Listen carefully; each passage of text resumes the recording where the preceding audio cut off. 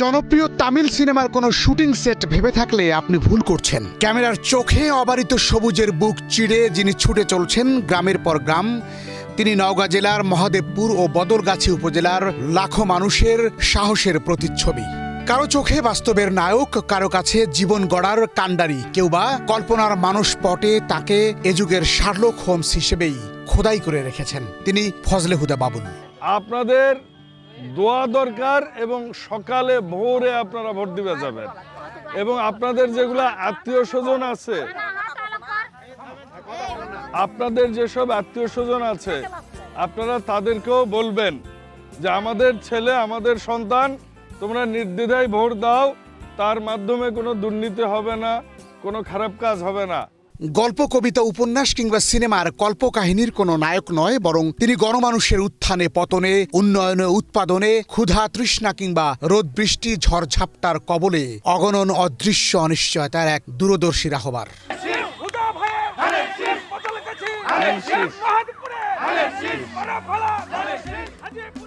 চেনা পথ, সত্যি ফজলে হুদা বাবুলের ভীষণ চেনা জানা পথের বাঁকে বাঁকে অতি আপনজনের বসবাস, যেন হৃদয়ের সাথে একান্ত সংলগ্ন এক একটি স্নেহপুত্তলি আপন মানুষ। প্রতিটি মানুষের মনের ভাষা তিনি পড়ে এসেছেন শৈশব কৈশোরের উত্তাল দিনগুলিতে। তাই তো প্রতিটি উঠোনেই প্রিয় নেতাকে ঘিরে উৎফুল্ল চিত্তে আবেগ ঝরাচ্ছেন সহজ সরল নিষ্পাপ হাসি মাখা মানুষগুলো।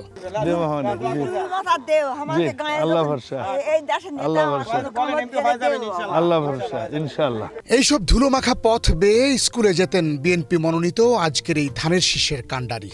কত শত স্মৃতি মোড়ানো সেই সব দুরন্ত দিনগুলি, নিভৃত পল্লী গায়ের সহপাঠী, খেলার মাঠ, পাশের বাড়ির জানালার ফাঁক গলে বেরিয়ে আসা অজস্র স্মৃতির ভিড় ঠেলে আবেগ ঠিকরে পড়ে জীবন গড়ার প্রথম পাঠশালার প্রিয় শিক্ষকের অস্তিত্ব নিংড়ানো ভালোবাসায়। তরুণ হিসাবে মন্ত্রী হওয়ার যোগ্যতা রাখে, তার মেধা আছে, তো ট্যালেন্ট আর কি। বাংলাদেশের সবচেয়ে জনপ্রিয় রাজনৈতিক দল বিএনপির দুঃসময়ে অনেক নেতাকর্মীকেই হারিয়ে যেতে দেখা গেছে, কিন্তু সকল সংকট ও চড়াই উতরাই পেরিয়ে মাটি ও মানুষের সুখে দুঃখে বটবৃক্ষের ন্যায় ছায়া দিয়ে গেছেন ফজলে হুদা বাবুল।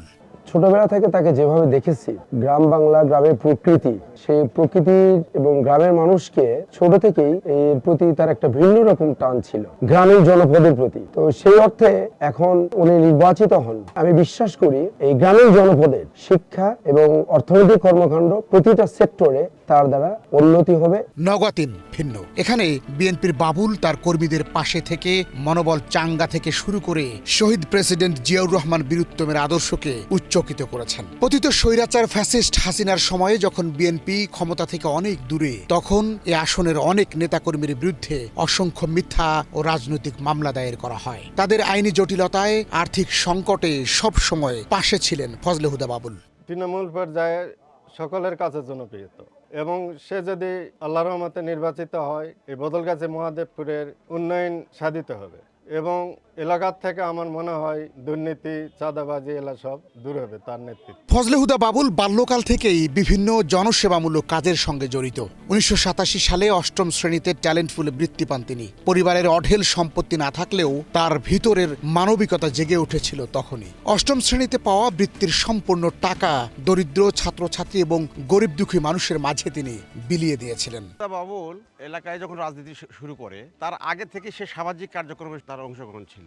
বিশেষ করে কারো বিয়ে হইতেছে না, সে বৃত্তির টাকা দিয়ে একটা অসহায় মেয়ের বিয়ে দিছিল। কিশোর বয়সেই গণমানুষের জন্য ভিন্ন কিছু করার আলাদা মনোভাব তাকে হয়তো এত দূর নিয়ে এসেছে, যেখানে মা বাবা ও শিক্ষকদের পরে লাখো মানুষের দোয়া ও ভালোবাসাই তার চলার পথের পাথেয়। অসহায় গরিব মানুষদের মুখে এক চিলতে হাসি ফোটানোকেই তিনি জীবনের শ্রেষ্ঠ অর্জন মনে করেন। তাই তো জীবনের সব অর্জন তিনি উৎসর্গ করতে চান মহাদেবপুর ও বদলগাছির মানুষের জন্য।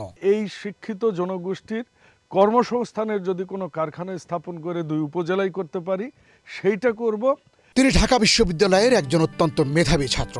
বাংলাদেশ টেলিভিশনে কয়েকবার শ্রেষ্ঠ বিতার্কিক হিসেবে তার নাম আজও স্মরণীয়। তিনি ঢাকা বিশ্ববিদ্যালয়ে অধ্যয়নরত অবস্থায় থেকেই জসিমউদ্দিন হলের বিতর্ক ক্লাবের প্রতিষ্ঠাতা সভাপতি হন। তিনি বিটিভির আজীবন সম্মাননাপ্রাপ্ত বিতার্কিক। তাছাড়াও ফজলে হুদা বাবুল কেন্দ্রীয় কৃষক দলের যুগ্ম সাধারণ সম্পাদক এবং নওগাঁ 3 আসনের বদলগাছি উপজেলা বিএনপির কয়েকবারের সংগ্রামী সভাপতি। উত্তরের শান্ত সরল আর সমৃদ্ধ জনপদ নওগাঁ। কৃষি নির্ভর অর্থনীতি, হাজার বছরের ইতিহাস আর নগর সভ্যতার ঐতিহ্য এই জনপদকে আজও বাংলার বুকে আলাদা পরিচয়ে তুলে ধরে। আর এই নওগাঁ জেলার মহাদেবপুর ও বদলগাছি দুটো উপজেলা নিজেদের ইতিহাস, সংস্কৃতি আর প্রাকৃতিক বৈচিত্র্যে হয়ে উঠেছে একেবারেই স্বতন্ত্র, যেন উত্তর বাংলার প্রাণস্পন্দন। বাংলার প্রাচীন নগর সভ্যতার অনন্য সাক্ষী পাহাড়পুরের সোমপুর মহাবিহার। ৮ম শতকে পাল রাজাদের হাতে নির্মিত দক্ষিণ এশিয়ার অন্যতম বৃহৎ বৌদ্ধবিহার।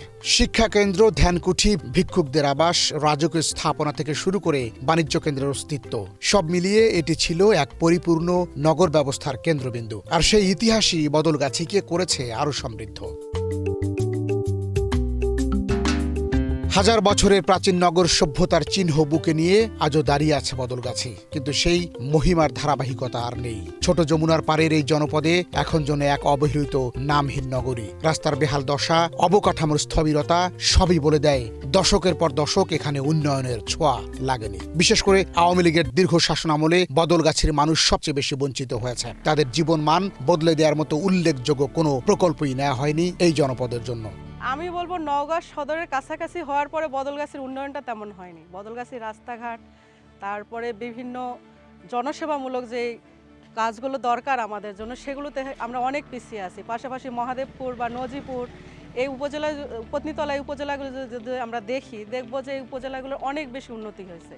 সেই হিসেবে নওগাঁ সদরের কাছাকাছি হয়ে আমাদের বদলগাছি অনেকটা অবহেলিত আছে। আমার মতে মানুষ হিসেবে উনি অনবদ্য মানুষ, খুব হাসি খুশি, ফ্রেন্ডলি এবং সবার সঙ্গে সৌহার্দ্যপূর্ণ সম্পর্ক বজায় রাখতে চেষ্টা করেন।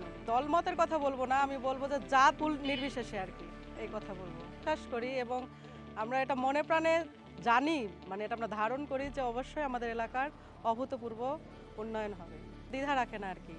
এটা অবশ্যই উনি সার্বজনীন হবেন এবং সকলের গ্রহণযোগ্য হবেন, এটা আমি মনে প্রাণে বিশ্বাস করি। অবশ্যই যদি আমাদের এলাকার, আমাদের কাছের মানুষ জনপ্রতিনিধি হন, সেক্ষেত্রে অবশ্যই উন্নয়ন হবে, এটা তো বলার অপেক্ষা রাখে। সংগ্রাম, আশা আর পরিশ্রম, এই তিন শব্দই যেন বদলগাছি মহাদেবপুরের মানুষের জীবনের প্রতিচ্ছবি। টেকসই উন্নয়ন, আধুনিক জীবন ব্যবস্থা এবং কৃষি অর্থনীতিকে শক্তিশালী করতে প্রয়োজন একজন বলিষ্ঠ, সৎ ও প্রগতিশীল নেতৃত্ব। যে নেতৃত্বের হাত ধরেই বদলে যাবে এই জনপদের মানুষের জীবনমান, এমন স্বপ্নই যেন দিন কাটে উত্তরের এই জনপদের মানুষগুলোর। কৃষকরা কিন্তু আসলে অসহায়। তারা সূর্যোদয় থেকে সূর্যাস্ত পর্যন্ত কাজ করে। হাটে যখন কৃষকেরা তাদের উৎপাদিত পণ্য সরাসরি বিক্রি করবে, তাদের জন্য কোনো খাজনা বা কোনো অত্যাচারের সম্মুখীন হতে না হয়। তবে এবার সেই পরিবর্তনের স্বপ্ন বাস্তবায়নে মাঠে নেমেছেন বাংলাদেশ জাতীয়তাবাদী কৃষক দলের কেন্দ্রীয় সংগ্রামী যুগ্ম সম্পাদক, বদলগাছির সন্তান, মাটি ও মানুষের নেতা ফজলে হুদা বাবুল। তিনি মহাদেবপুর বদলগাছির মানুষের হাতে তুলে দিচ্ছেন নতুন দিনের স্বপ্ন। আধুনিক সুবিধা থাকা সত্ত্বেও মানুষের দৈনন্দিন দুর্ভোগ ও সমস্যার মূল কারণগুলো খুব কাছ থেকে বোঝেন ফজলে হুদা বাবুল। সাধারণ মানুষের অভিযোগ মন দিয়ে শোনেন, তাদের চাহিদা ও বাস্তবতার গভীরতা উপলব্ধি করেন। আর সেই সমস্যার সমাধান খুঁজতেই ছুটে বেড়াচ্ছেন এক গ্রাম থেকে আরেক গ্রামে, এক উপজেলা থেকে অন্য উপজেলায়। মানুষের জীবনমান বদলে দেওয়ার প্রকৃত পথ অনুসন্ধানে নিরলসভাবে কাজ করে যাচ্ছেন তিনি।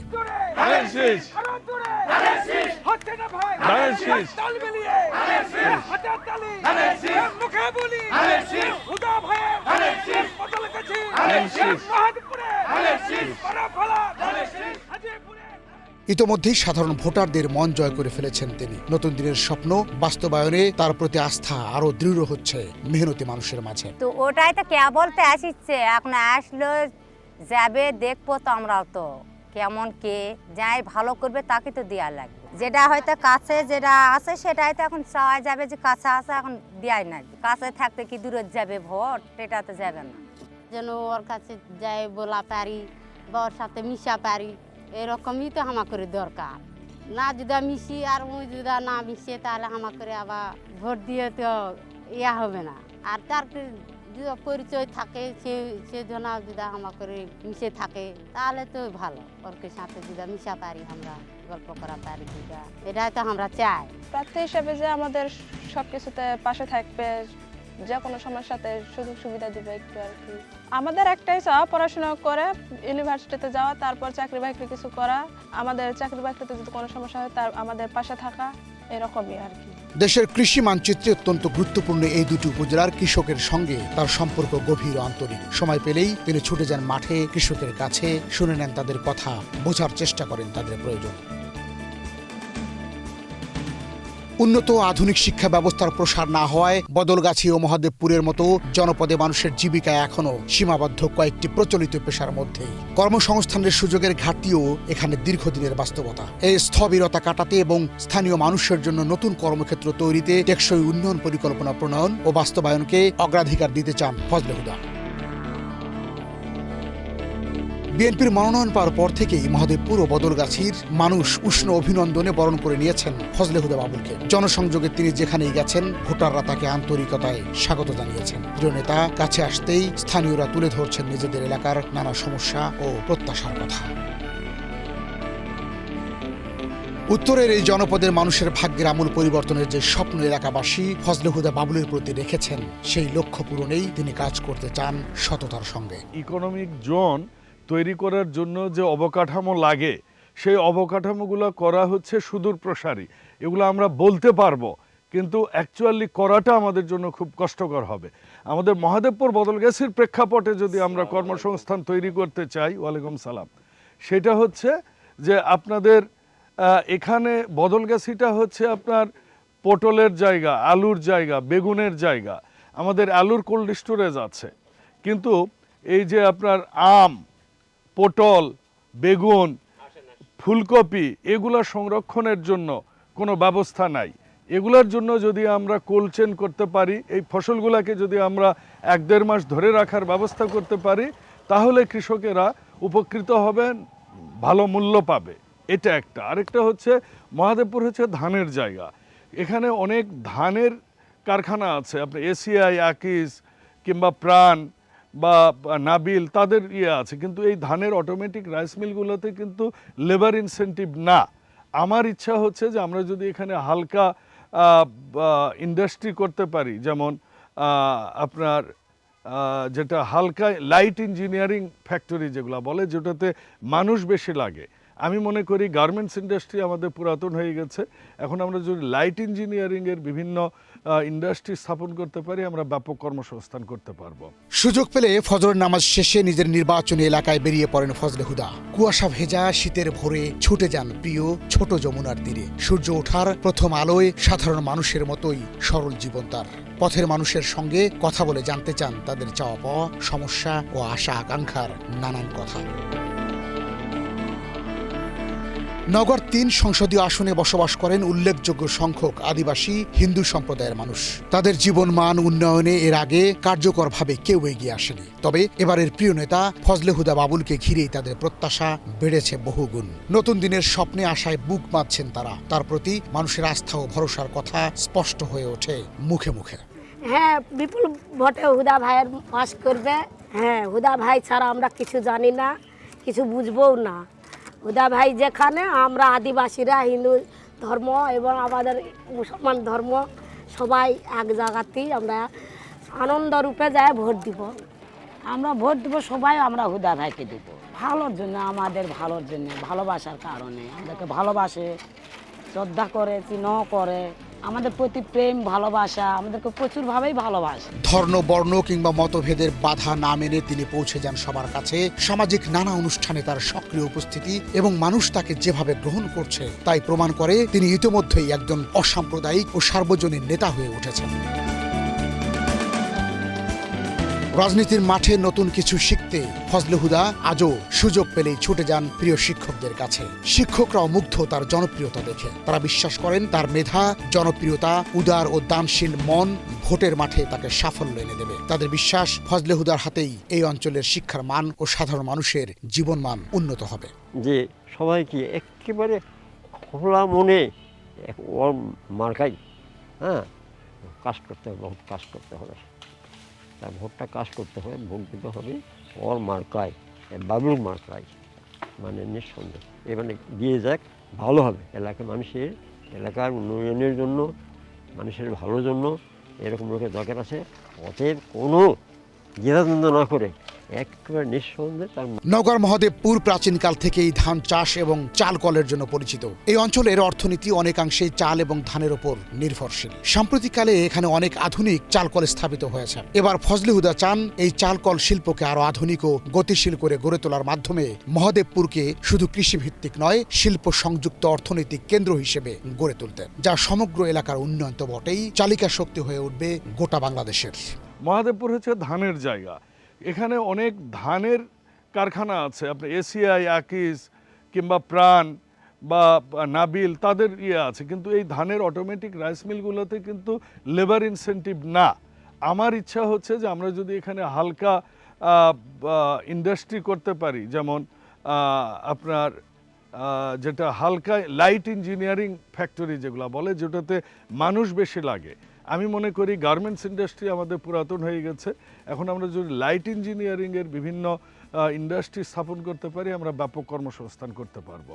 ঐতিহ্যবাহী আত্রাই নদী বিধৌত নওগাঁ ৩ আসনের আকাশে বাতাসে ধ্বনিত হওয়া এই নাম ধানের শীষের জয়গান হয়ে ত্রয়োদশ জাতীয় সংসদে মেহনতি মানুষের কণ্ঠস্বর হয়ে উঠবে। এমন টুকরো টুকরো বিজয় গাথা রঙিন পাণ্ডুলিপি হয়ে 1,47,000 বর্গ কিলোমিটারের মানচিত্র জুড়ে ফের আওয়াজ উঠবে সবার আগে বাংলাদেশ।